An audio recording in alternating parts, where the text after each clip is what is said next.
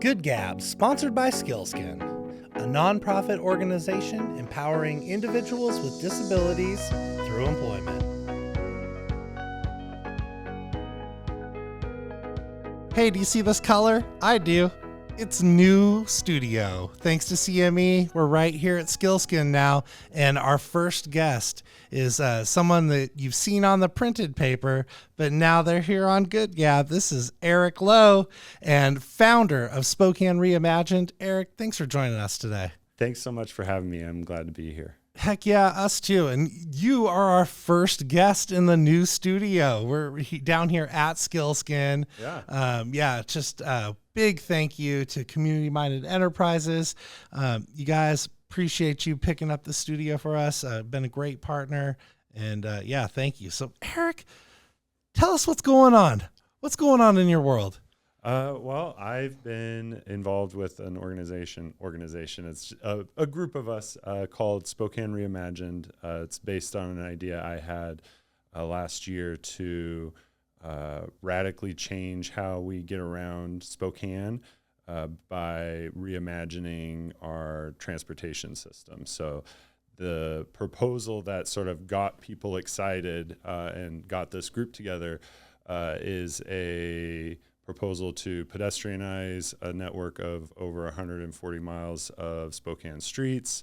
A 2.5 mile tram we would propose would run from First Avenue in Brown's Addition, right in front of the MAC, to the Amtrak station in downtown.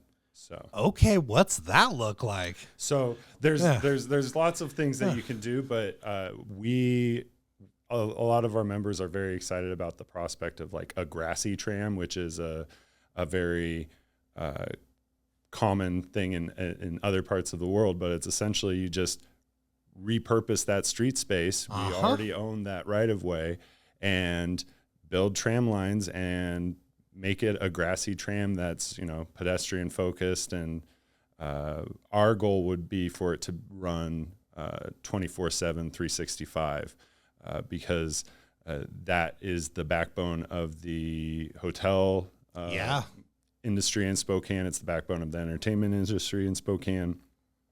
And Amtrak gets the Amtrak station gets 2 trains a day, but they're both in the middle of the night. Yeah, they are. Yeah. So, that would provide people with a safe and reliable means to get from the Amtrak station to all of the hotels in downtown Spokane. But there's, a lot of benefits with a permanent infrastructure for transit versus temporary infrastructure. So, for example, for landowners or business owners, it signifies an investment in that specific block. More so than a bus line would be. And the big thing is when it comes to people from out of town, there's a lot less anxiety riding a train line than there is riding a bus line, because you look down at the road and you see, or you look down and you see this is where the train line goes. Yeah. You don't have to worry about ending up in some far off neighborhood because you caught the wrong bus or something.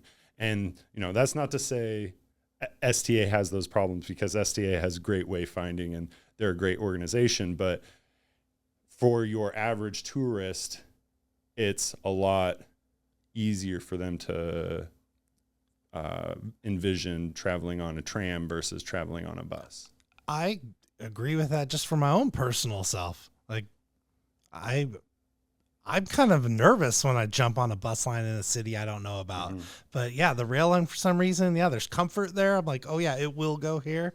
That's weird. There's some psychology that happens, right? And when you look at how cities build tram lines, especially when they're repurposing streets, you can see if they do it smartly and they upzone along those tram lines, you can see very smooth densities being built, because the people who live in those neighborhoods or go into those bigger buildings use that rail line to get around versus bringing their car with them.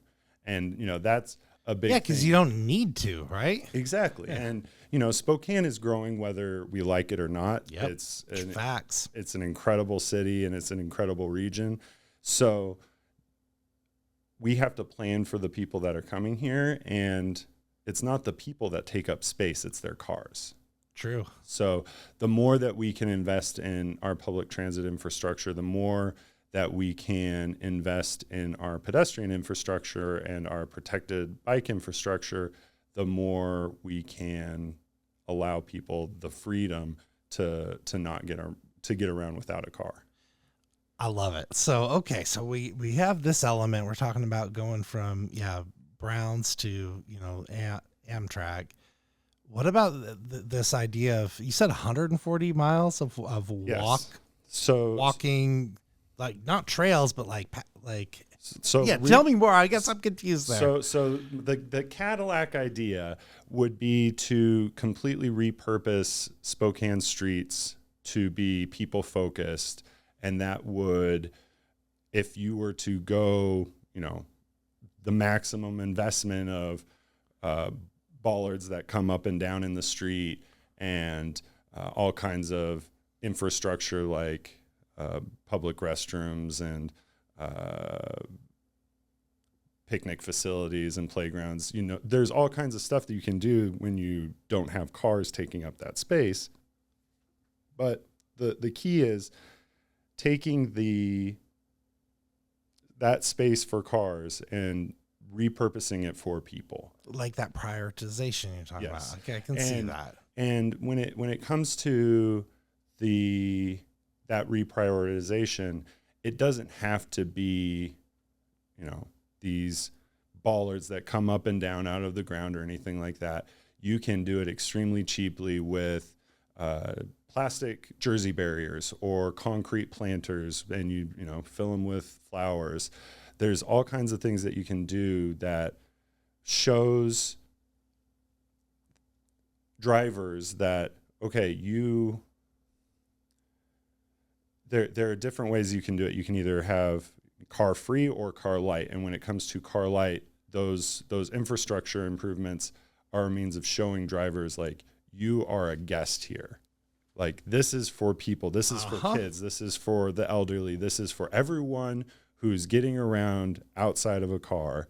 And there are different ways you can do that with modal filters, like raised crosswalks, speed bumps. Some of the plantings that kind of go out too. Mm-hmm. I've seen that in different cities I've been in. So it just slows you down. And there's benefits that sort of stack on each other. So the example that you raised, that's what's called a bulb out. So you're essentially bulbing out that pedestrian space into the street. And sometimes it's concrete. Sometimes, like you said, it's like a garden space. But when it's a garden space, that also takes stormwater pressure off of the street. And the filtration, all sorts of benefit. So there's you can stack on things. And if you were to do the Cadillac plan, where you're really going through and you're repurposing these streets 100% for people, and you're installing all this permanent infrastructure, you can also take that opportunity to install other permanent infrastructure, water, sewer lines, city-owned fiber, lots of things that you could do since you're already in the ground. You're doing the work. So, that's what we're looking at in terms of, there's the initial benefit of making the street safer and making the street more accessible to everyone, but the benefits sort of compound on each other when you look at everything that you can, everything that happens from that initial reopening of the street to people. Incredible. I love it. Well, where did this come from? Like, where did this idea come from for you? So this came about, my son was born in December of 2019, and we got a bike trailer the next summer, and quickly realized how dangerous it was to get around outside of a car. And no doubt. I live in Spokane Valley. I live off of Barker. So it's people ask me, why do I focus on Spokane versus Spokane Valley? And the big reason is because Spokane has a street grid. Right. Spokane was built before the automobile and with streetcars. So places like Perry and Garland and Lincoln Heights, these were streetcar suburbs. That's why they've got these little commercial districts. And Spokane Valley doesn't really have anything like that. So that's why I focus on Spokane. But anyway. Because there's just some natural right-of-ways that have existed before. Exactly. That makes sense. And there's a lot of streets that are particularly wide that you could repurpose some of that with protected bike lanes and not infringe on vehicle traffic. Like, they might slow down because it's not as wide and it doesn't feel like a highway, but they should have been slowed down to begin with. So I remember I lived on 34th and Division on the South Hill a number of years ago, and that's one of the streets that comes to mind for me. Like that one all the way down to Manto Park. It's just a really wide street. Mm-hmm. So, yeah, just having some protected lanes there just wouldn't be hard to do. Exactly. So you're saying these kind of things exist all over our city? Yeah, and it's, the First Ave tram, as I call it, I view as a pilot and, retaking a lot of these streets for permanent transit infrastructure, in my head. And also I've already mapped out like what I would see as the next steps of what a tram network would look like. Like it could go all the way to the Apple Way right away. Yeah, it could go. I mean, it can go wherever you want it to go. But the key is our politicians need to have the political will, and they need to have constituents behind them asking for these things. It's difficult for politicians to get out in front and say, I want to spend $1 billion of taxpayer money. It's a lot easier for them to say, taxpayers are coming to us saying we want to spend this money. Let's, give them the chance. Seems like that's how it should work too. Like if that's what our community wants and that's what we're voicing, they're just implementing that. And you're seeing that right now. So you're getting some groundswell of support here? Yeah, we've got this Spokane Reimagined group that's very active, shows up to city council meetings, and generally is, active in the civic sphere. And as a result, we're seeing movement on our traffic safety crisis. So right now, the city council is going to be considering a Safe Streets Now resolution, which is going to ask the mayor to implement some of these inexpensive temporary solutions that we've been asking for, recognizing that we are in a traffic safety crisis. And, dang, so some of this could be implemented here pretty soon. Yeah, well, the temporary measures, certainly the permanent things will take more time. But the great thing about temporary measures is you can pilot these in real time. So a big problem when it comes to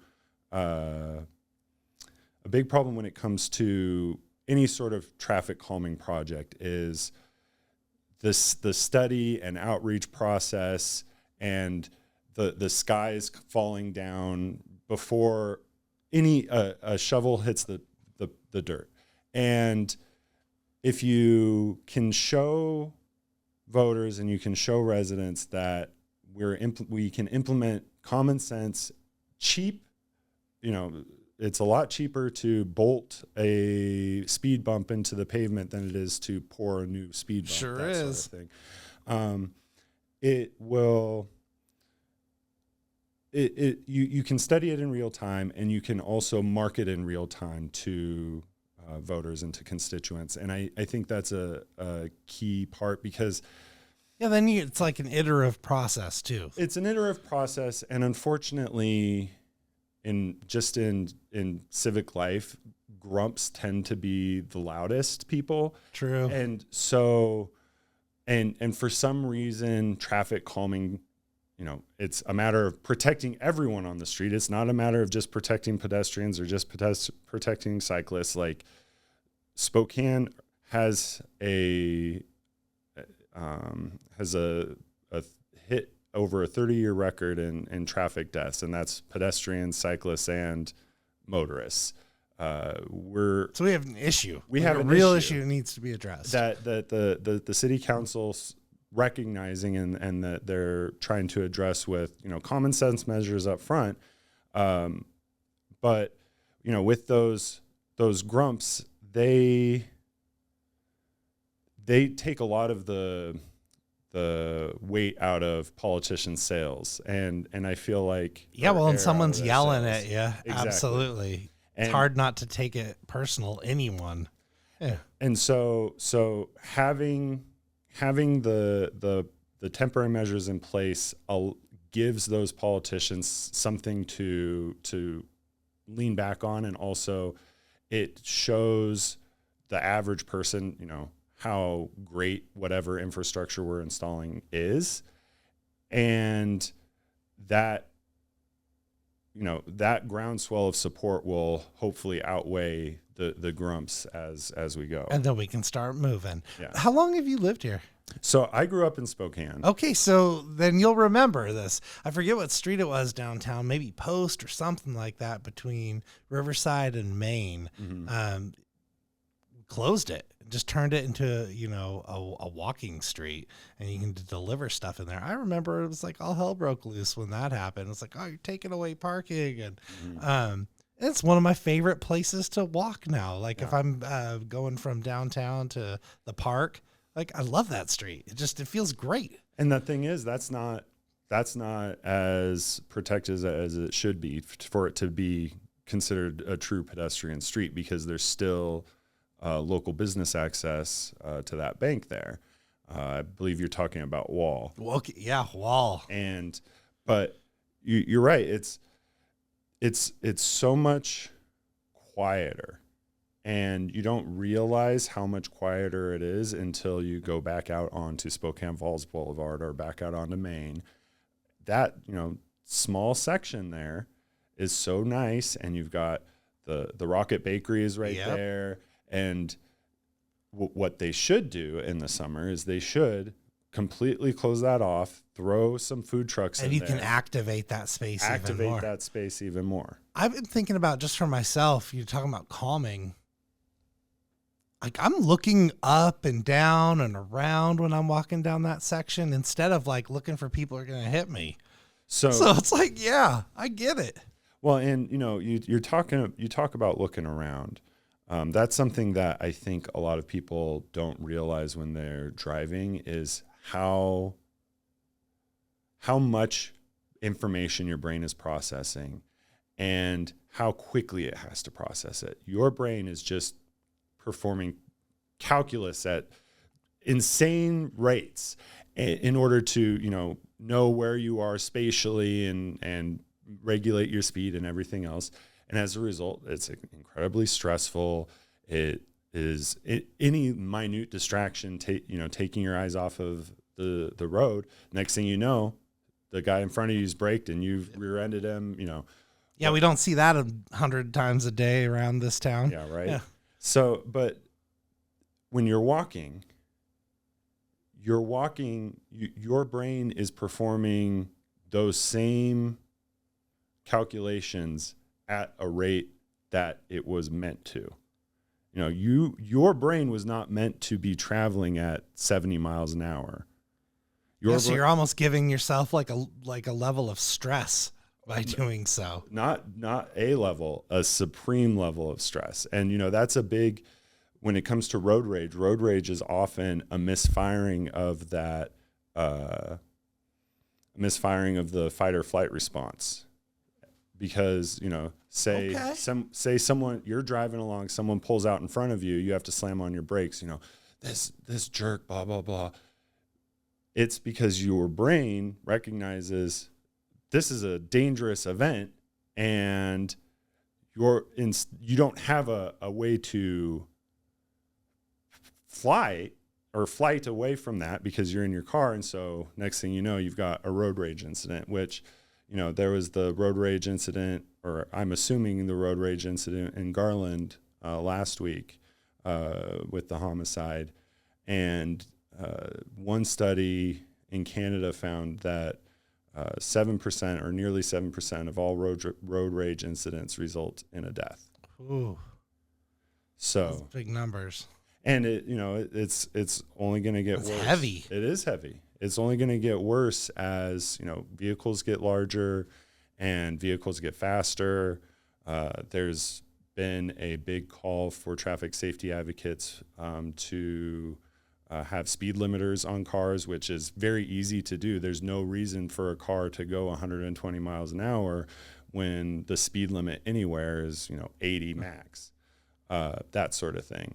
But it's so interesting, our culture. It's like I can just hear it now. Oh, it's un-American. Why can't I go 120? Well, do you need to? Right. But I'm go to the racetrack.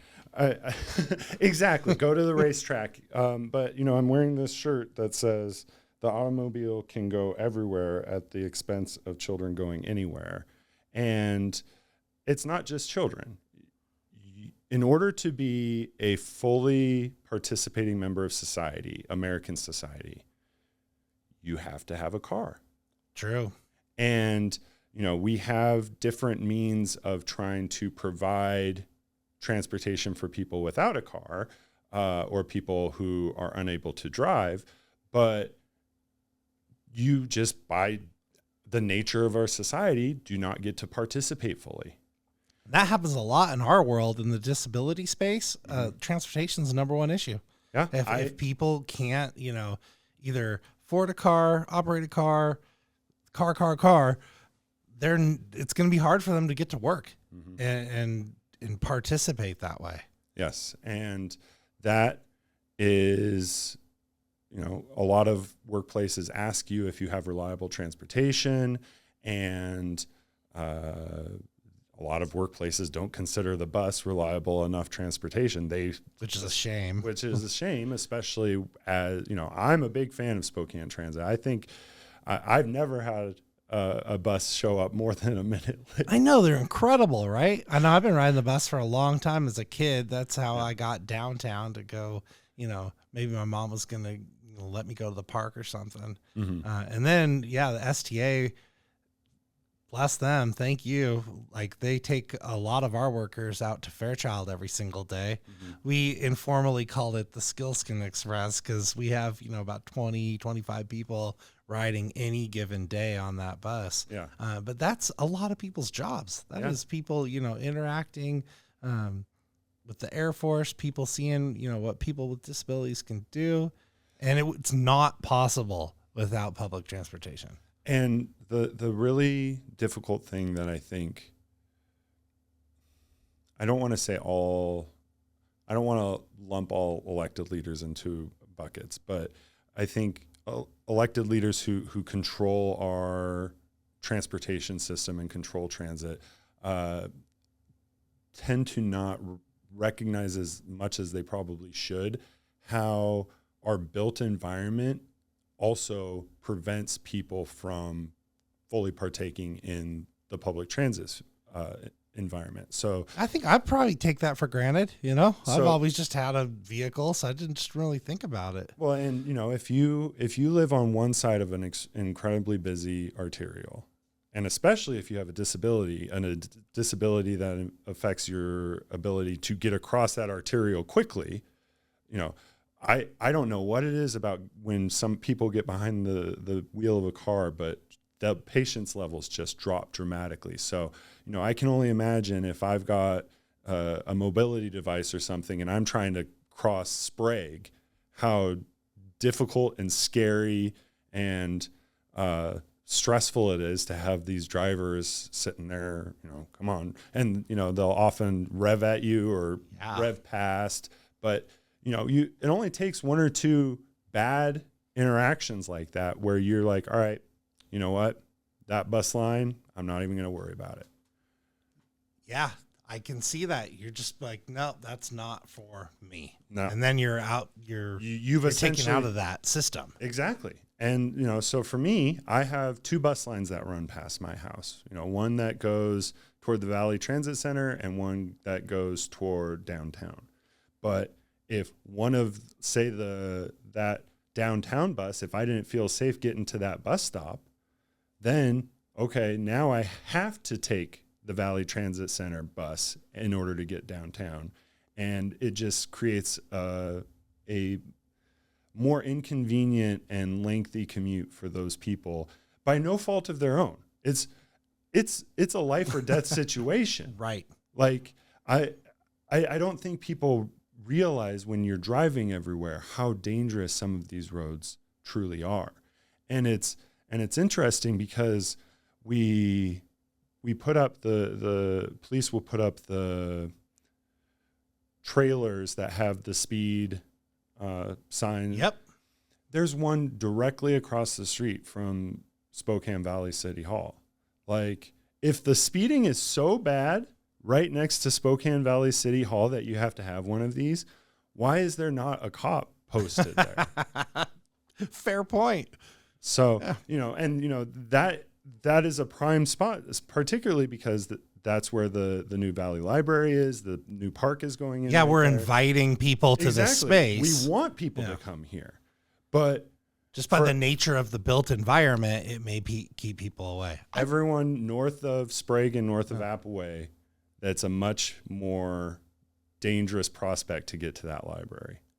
Yep, unless you drive. And even then, it's still dangerous. You just are surrounded by a box of steel. Is this your profession? I'm a stay-at-home dad. Okay. So how many youngins are you taking care of? I just have one, but he's insane. Nice. So I went to law school. I've got a lot of experience in fraud analysis. Prior to becoming a stay-at-home dad, I was a researcher for a commercial real estate company or real estate appraisal company.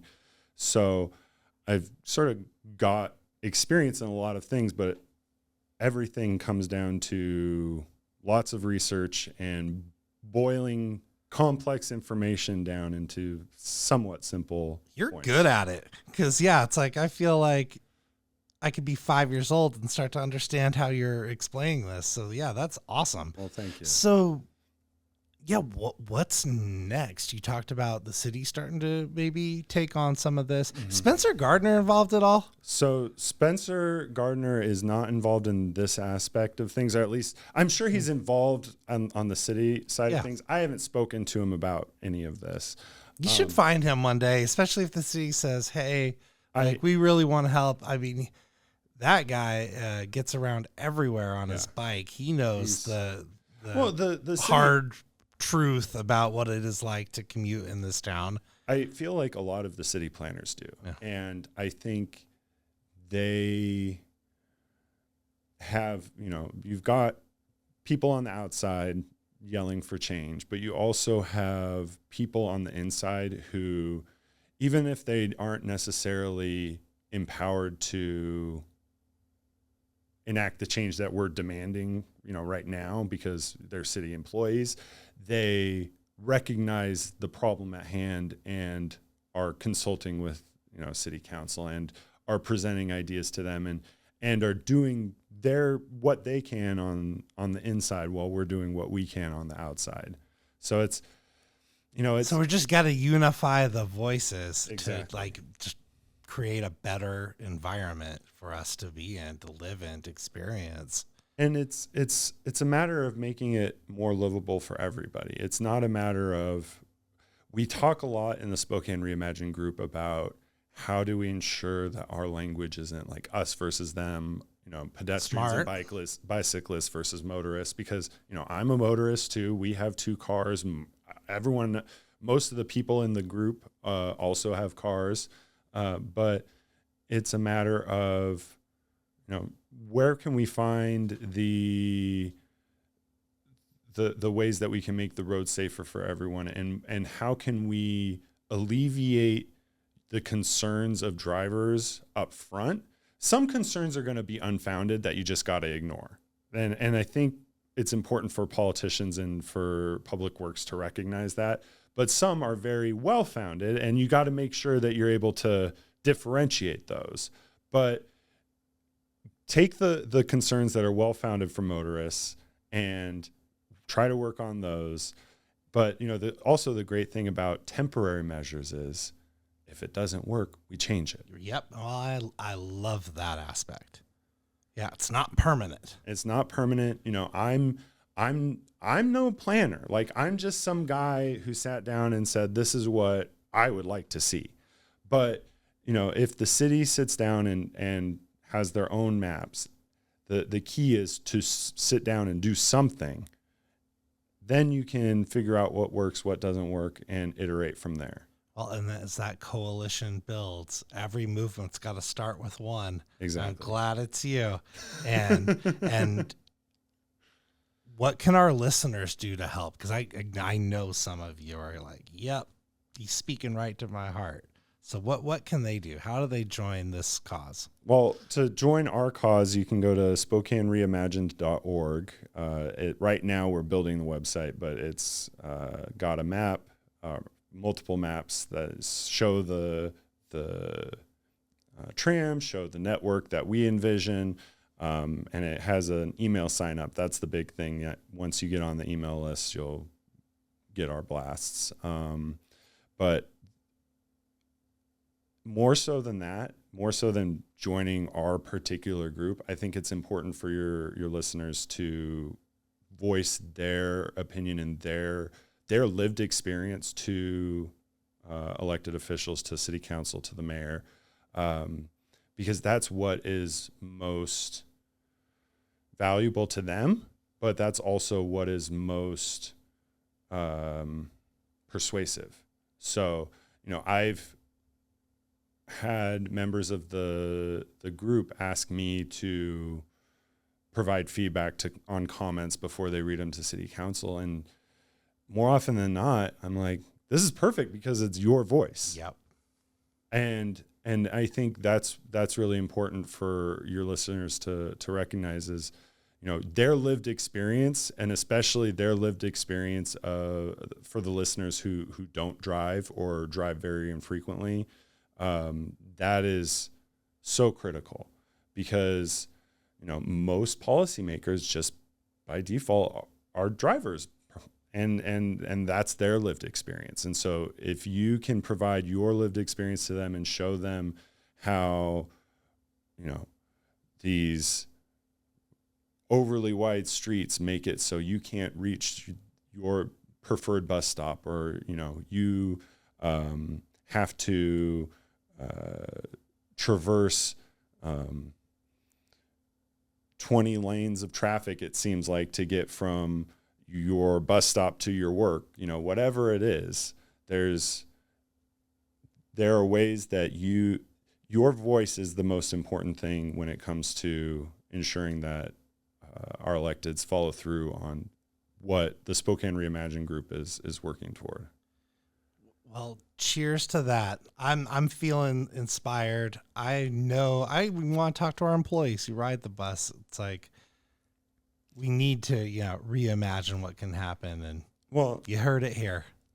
Thanks, Erik. Thank you. Yeah, really appreciate your time here. Look, you had a thought though. Please finish. Well, I just want to say, you're located in the East Central area, and this is the prime area that we need to be investing in more permanent transit infrastructure that makes people feel safe.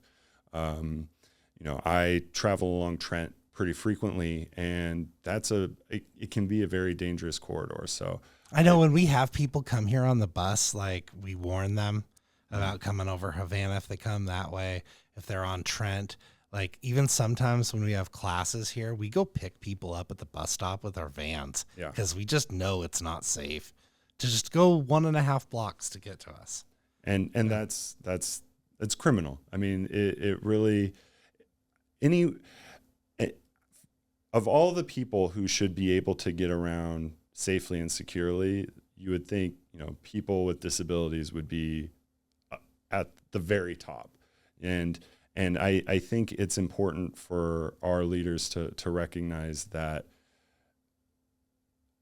we all have to get around to this built environment, regardless of, what we think we should be doing. Like, some people have to get around East Central on foot. Yeah, they do. A lot of people. And we need to ensure that they're safe. You heard it here, everybody. Get involved. Let your voice be heard. Erik, thanks for joining us today. Thank you so much. I'm glad to be here.